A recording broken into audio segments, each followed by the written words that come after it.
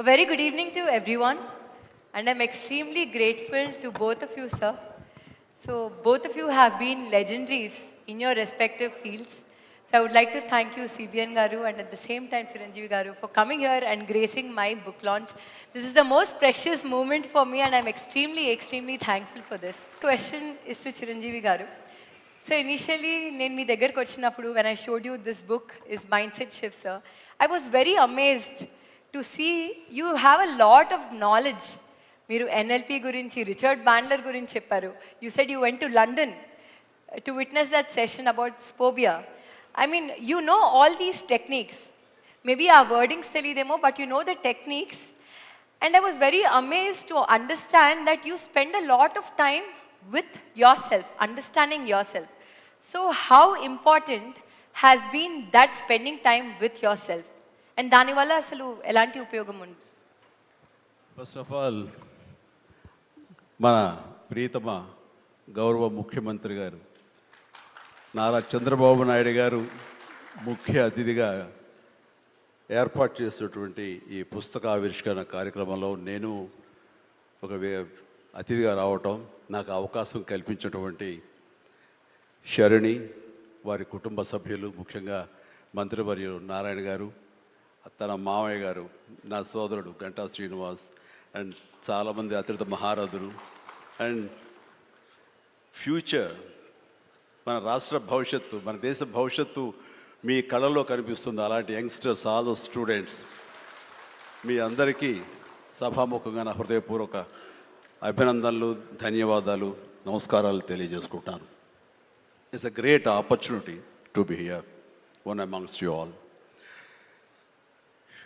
ఇలాగా శరణి ఇంటికి వచ్చినప్పుడు ఒక బుక్ రాశాను. అది మీరు ముఖ్యమంత్రి గారు ఇనాగ్రేట్ చేస్తే బాగుంటుంది, వెరీ పర్పస్ఫుల్ బుక్ అని అమ్మాయి చెప్పినప్పుడు చాలా అమేజ్ అయ్యాను నేను. ఆ బుక్ని క్లుప్తంగా నేను 4-5 పేజీలు చూసినప్పుడు నాకు ఎప్పటి నుంచో ఇలాంటి పర్సనాలిటీ డెవలప్మెంట్ మీద, అలాగే సీక్రెట్ అనే ఒక బుక్ ఉండేది. అది ఎన్నో దశాబ్దాలు, 2-3 దశాబ్దాల ముందే ఆ బుక్ నేను చూడటం నాకు జరిగింది, తటస్థపడింది. అప్పుడు ఇంకా ఇండియాలో రాలేదు ఆ బుక్, దాని ట్రాన్స్లేషన్ కానీ దాని వీడియో నేను చూడటం జరిగింది. ఆ బుక్లో చెప్పిన ఎన్నో విషయాలు నాకు తెలుసో తెలియకనో నాకు నేనుగా అనుకున్న అవన్నీ ఆచరించడం మొదలుపెట్టాను నేను. అది నాకు ఎంతో హెల్ప్ అయింది. ఓ ఇలా ఉంటుందా అన్నది. సో తను అడిగిన ప్రశ్న కానీ ఇందాక గౌరవ ముఖ్యమంత్రి గారు చెప్తున్న దానికి మైండ్ సెట్ షిఫ్ట్ అనేది అత్యంత అవసరం. మనం ఒక గాడిన పడి అదే ధోరణిలో ఒక గానుగెద్దులాగా కష్టపడతాం. ప్రతి వాళ్ళు కష్టపడతారు, బట్ ఆ కష్టపడటంలో స్మార్ట్గా కష్టపడతారా, హార్డ్ వర్క్ తోటి వాళ్ళు కష్టపడుతున్నారా అనే దాని మీద మనం ఆలోచించుకుంటే కనుక చాలామంది ఇలాంటి అవేర్నెస్ లేక, ఇలాంటి శరణి లాంటి వాళ్ళు ఇచ్చేటువంటి పుస్తకాలు వాళ్ళకి గైడ్ చేయక, లేకపోతే గురువులు గైడ్ చేయక, లేకపోతే వాళ్ళుగా ఆ షిఫ్ట్ అనేది తెలియక అదే గానుగెద్దులాగా అదే కష్టంతో అలాగే జీవితాన్ని వెళ్ళదీసే వస్తారు. అట్లాగే ఏదో టైంలో రిటైర్డ్ అయిపోతారు, జీవితం చాలిస్తారు, ఇది చాలు ఈ జన్మకి ఇంతే అనుకుంటారు. అది కరెక్ట్ కాదు. మైండ్ షిఫ్ట్ చేయటం మూలంగా కష్టపడే మనస్తత్వం ఉంటే, నీ ఇష్టమైనటువంటి ప్రొఫెషన్లో కనుక నువ్వు ఉండగలిగితే ఆ రాణింపు, ఆ వెళ్ళే హైట్స్ అది వేరే. అంటే ఉదాహరణకి నేను చెప్పుకుంటే, నా గురించి సాదాసీదా కుటుంబంలో పుట్టి ఒక మామూలుగా ఒక డిగ్రీలో యావరేజ్ మార్కులతో చేసిన తర్వాత ఏం చేయాలి, ఎలా చేయాలి అని అనుకుంటే నా తల్లిదండ్రులు నన్ను గైడ్ చేసేంత నాలెడ్జ్ కూడా వాళ్ళకి లేదు. అలాంటి టైంలో నాకు అనిపించింది, నాకు చిన్నప్పటి నుంచి ఇంట్రెస్ట్ యాక్టింగ్. 10th క్లాస్ చదువుతున్నప్పుడు ఒక డ్రామా వేశాను, బెస్ట్ యాక్టర్ వచ్చింది. కాలేజ్ డేస్లో ఇంకో డ్రామా వేశాను, అది బెస్ట్ యాక్టర్ వచ్చింది. అది documented, it's that full proof. So నాకు అనిపించింది, ఓహో మనలో గొప్ప నటుడు ఉన్నారనమాట, మనం కనుక ట్రై చేస్తే సినిమా ఇండస్ట్రీలో ఒక లెవెల్లో ఉండొచ్చు అనమాట. ఎందుకు వెళ్ళకూడదు మనం సినిమా ఇండస్ట్రీకి అని అనగానే ఎవరితో మాట్లాడినా సరే, ఏ సినిమా ఇండస్ట్రీ తక్కువ అనుకుంటున్నావా, అక్కడ నీకు తెలిసిన వాళ్ళు ఉన్నారా, నువ్వు వెళ్ళగానే పెద్ద గొప్ప అందగాడివా, నేను వెల్కమ్ చేసేస్తారా అంటూ అందరూ నెగిటివ్గానే అనేవాడు. అదే సహజం, ఎందుకంటే ఇండస్ట్రీకి వెళ్ళి పాడైపోయిన వాళ్ళు అధిక సంఖ్యలో కనబడుతున్నప్పుడు నేను ఎక్కడో లింగులు ఇటుకుమంటూ నర్సాపురం మొగల్తూరు ఆ ప్రాంతం నుంచి వెళితే కనుక ఎంకరేజ్ చేసే భలే ఉన్నారో వెళ్ళరా అనేవాళ్ళు ఎందుకు ఉంటారు. కానీ లోపల నా తపన అంతా ఇది కదా, ఖచ్చితంగా వెళితే వెళ్ళాలి అనిపించింది. అదే విషయం అమ్మా నాన్నలు చెప్పాను. నేను మైండ్ షిఫ్ట్ గురించి మాట్లాడుతున్నాను. అమ్మా నాన్నలు చెప్తే నువ్వు వెళితే నీకు ఇంట్రెస్ట్ ఉంటే వెళ్ళు, కానీ ఏదైనా జరగచ్చు, రేపు నువ్వు రాణించవచ్చు రాణించకపోవచ్చు. అలాంటి పరిస్థితిలో టైం వేస్ట్ కాకుండా ఇంకో కోర్స్ కూడా చేస్తే, నువ్వు చెన్నై వెళ్తానంటున్నావు, నీ ఫిలిం ఇన్స్టిట్యూట్ ట్రైనింగ్తో పాటు ఇంకో కోర్స్ కూడా చేస్తే బాగుంటుంది కదా.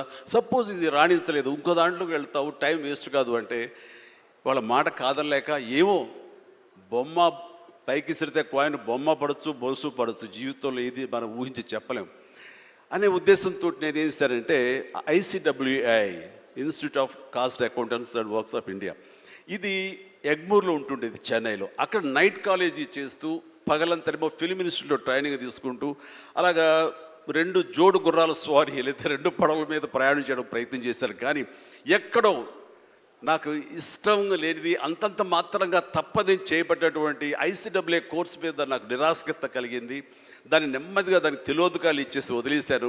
ఆ తర్వాత ఫిలిం ఇన్స్టిట్యూట్లోనే నేను ఏమైనా చేయాలి, చావో రేవో బతుకో చావు ఇక్కడే ఉండాలి, మనం ఇందులో చేయాలి. ఎప్పుడైతే నేను ఒక డెసిషన్ తీసుకున్నానో నన్ను నేను ప్రూవ్ చేసుకోవడానికి నేను కష్టపడి పనిచేయాలి, నేను ఇందులో సాధించాలి, ఏమైనా అయ్యి తీరాలి అంటూ చాలా స్ట్రాంగ్గా నేను అనుకున్నాను. లేకపోతే నాకు జీవితం లేదు అనుకున్నాను. అలాంటి పరిస్థితుల్లో సినిమా ఇండస్ట్రీలో ఫిలిం ఇన్స్టిట్యూట్లో నేను ట్రైనింగ్ తీసుకోవడం ఏంటి, సినిమా అవకాశాలు రావడం ఏంటి, అవి సద్వినియోగపరచుకోవడం ఏంటి, దాన్ని ద బెస్ట్ నేను చూపించుకోవడం ఏంటి, అక్కడ ఉన్నటువంటి డైరెక్టర్స్ వీళ్ళందరి చేత వావ్ అనిపించుకోవడం ఏంటి, అందరి దృష్టి నా మీద ఉండేలాగా నేను ఎక్కువగా యాక్టివ్గా ఉన్నటువంటి ఇవన్నీ నాకు దోహదపడి సినిమా అలాగా అంచెలంచెలుగా నేను ఈ రోజున మీరు చూస్తున్న ఈ స్థాయికి నేను వచ్చాను. ఇక్కడ ఏంటంటే ఏమైనా సరే 2 చేద్దాం, జీవితం ఏమవుతుందో అనే అభద్రతా భావంతో ఉండే కంటే కాదు, ఖచ్చితంగా అనుకుంటే సాధించవచ్చు, నాలో టాలెంట్ మీద నాకు నమ్మకం ఉందని సాధించగలరు, కాబట్టి అది వద్దు అనుకుంటూ మైండ్ షిఫ్ట్ చేసుకుని దీని మీద ఫోకస్ పెట్టాను సరే, అక్కడ నేను సఫలీకృతునయ్యాను. అదే శరాణి చెప్పేది. ఎక్కడ డౌట్ ఉండకూడదు.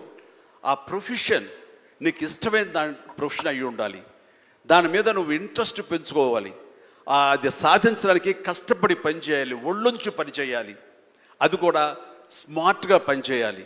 వీటన్నిటితో పాటు మన వ్యక్తిత్వం, మన బిహేవియరు, మన మంచితనం, ఇవన్నీ కూడా యాడెడ్ ఫ్లేవర్, అది చక్కటి అందాన్ని ఇస్తాయి నువ్వు వెళ్తున్న ఈ బాటలో. అది చాలా ఇంపార్టెంట్. చాలామంది అత్యున్నత స్థానానికి వెళ్ళిపోతుంటారు, కానీ క్యారెక్టర్ లేకపోతే వాళ్ళు ఎంత ఎత్తుకెళ్ళినా సరే సర్లే పెద్ద చేసేళ్ళ అని అంటారు.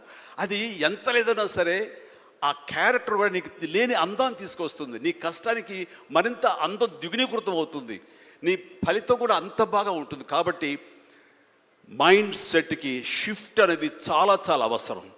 ఆ రకంగా శరాణి చేసినటువంటి ప్రయత్నం సఫలీకృతం అవుతుంది, చాలామంది రీచ్ అవుతుంది, చాలామంది లబ్ధిదారులు పొందుతారు. అండ్ చెప్పాలంటే మన నారా చంద్రబాబు నాయుడు గారు కూడా చిన్నతనం నుంచి కాలేజీ రోజు నుంచి నాయకత్వ లక్షణాలతోటి అక్కడ నాయకుడుగా కాలేజీలో ఉంటూ అక్కడి నుంచి తనకి ఇష్టమైన ఈ ఫీల్డ్లో రాణించాలి, నా రాష్ట్రానికి సేవలు చేయాలి, ఇక్కడ ఏమైనా సరే అవ్వాలి అనే అకుంఠిత దీక్షతో అయ్యారు. ఆ రోజున రామారావు గారు ఉంటారని ఆయన పాలిటిక్స్కి వస్తారని కాదు, ఆయనకు మీద నమ్మకం. ఆయన అట్లా ఏ మారుమూలు ఉన్నా నేను ఎట్లయితే యాక్టింగ్ మీద నా నమ్మకంతో నేను ఎలా ఉన్నానో అలాగే నాయకత్వ లక్షణాలతోటి పాలిటిక్స్లో రావాలి, రాణించాలి, ఇతోధికంగా ఎంతో సేవలు చేయాలని అనుకున్నారు. కాబట్టి నాయకుడిగా, స్టూడెంట్ నాయకుడిగా, విద్యార్థి నాయకుడిగా ఉన్న ఆయన పాలిటిక్స్లో రావడం ఏంటి అనుకోని పరిస్థితుల్లో అవకాశాలు వస్తే వాటిని చేజిక్కించుకుని వాటిని ఆసరాగా తీసుకుంటూ అంచెలంచెలుగా ఎదుగుతూ ఈ రోజున మనం చూసేటువంటి అద్భుతమైనటువంటి ఒక మహానాయకుడిగా ఎదిగారు. ఆయన దిశానిర్దేశంలో, ఆయన నాయకత్వంలో హైదరాబాద్ దగ్గర నుంచి ప్రతి నగరం, అంటే ఫస్ట్ ఇండియాలో ఆఫ్టర్ బెంగళూరు మళ్ళీ అలాంటి ఐటీ నగరంగా, అంటే ఎంత విజనరీ అంటే ఫ్యూచర్లో ఇది డెఫినెట్గా ఈ రోజున మనం అనుకుంటున్నాం డిజిటలైజేషన్, ఆ రోజున అంత ఉధృతంగా లేదు. అలాంటి దాన్ని అయ్యి తీరుతుంది ఆయన అన్నారే, ఆయన మైండ్ సెట్ ఆ రోజు అలా షిఫ్ట్ చేసుకుని దానికి కట్టుబడి ఉన్నారు కాబట్టి ఈ రోజున ఐటీలో కానివ్వండి, అతను డిజిటలైజేషన్లో కానివ్వండి, ఇదిగో ఈ రోజున ఏఐలో కానివ్వండి, ఆ స్థాయికి వెళ్ళటానికి నాంది పలికినటువంటి పాయనీర్ మన చంద్రబాబు నాయుడు గారు. సో ఇలాంటి నాయకుల మైండ్ సెట్ షిఫ్ట్ అవ్వడం అన్నది ఎంతగా అభివృద్ధిలోకి ఎంత ఇదిగా ఉందో మనం తేటతెల్లంగా చూస్తున్నాం కాబట్టి it's a wonderful subject. Sharni, I do appreciate all the very best. Thank you so much, sir. Chiranjeevi, sir, question is to you, sir. So, I want to ask you if you want to share one powerful message that will help in rewiring everyone's mindset. Yes, జీవితం అన్నది cake walk కాదు, పూల పాన్పు కాదు. ప్రతి క్షణం ప్రతి చోట ఇందాక మీరు అన్నట్లుగా అబ్స్టికల్స్ వస్తుంటాయి, ఆటంకాలు వస్తుంటాయి, ప్రతిబంధకాలు వస్తుంటాయి, అండ్ ప్రతికూల పరిస్థితులు ఏర్పడుతుంటాయి. మనం గోల్ స్ట్రాంగ్గా అనుకుంటాం, దానికి కావాల్సిన కష్టం పడుతుంటాం, దానికి కావాల్సిన అవకాశాలని మనం చేజుక్కుంచుకొని ముందుకు వెళ్ళటం కోసం అన్ని రకాలుగా మనం ప్రయత్నం చేస్తుంటాం. మరి తప్పెక్కడ జరిగింది అంటే నీకు ఎన్నో అన్ఫోర్సీన్ బయటకు వస్తుంటాయి, ఒక డిస్ట్రక్షన్స్ వస్తుంటాయి, డిసప్పాయింట్మెంట్స్ వస్తుంటాయి, నేను డీమోటివేట్ చేసేవాళ్ళు ఉంటారు.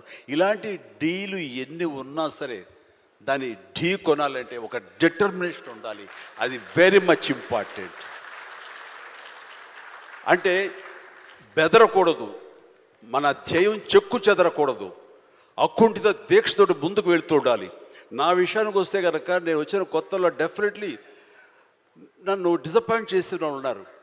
నేను హీరోగా ఎదుగుతున్న సమయంలో, హీరోగా 4-5 సినిమాలు చేస్తున్న సమయంలో కొంతమంది ప్రొడ్యూసర్స్ నన్ను ఒక తక్కువ స్థాయి రౌడీ వేషాల కోసం అడిగారు. కొత్తలుడు అని, కొత్తపేట రౌడీ అని, అలా మోసగాడని ఇట్లాగా అడుగుతుంటే పెద్ద పెద్ద హీరో, నేను ఒక పక్క నుంచి మంచి హీరో వేషాలు వేస్తున్నాను, కొన్ని యాంటీ హీరో అయి ఉండొచ్చు, but hero lead man characters వేస్తుంటే ఎక్కడో డిసప్పాయింట్మెంట్ ఉంటుంది. అబ్బా ఏంటి నేను హీరోగా పాజిటివ్ క్యారెక్టర్గా, చట్టానికి కళ్ళు లేవు ఇలాంటి సినిమాల్లో హీరోగా చేస్తుంటే నన్ను చిన్న చిన్న రౌడీ వేషాలు ఏమంటున్నారు, నా జీవితం ఏమైపోతుంది, ఇలా కాదు కదా అని అనుకునే పరిస్థితి, వాళ్ళకి ఎదురు చెప్పలేని పరిస్థితి.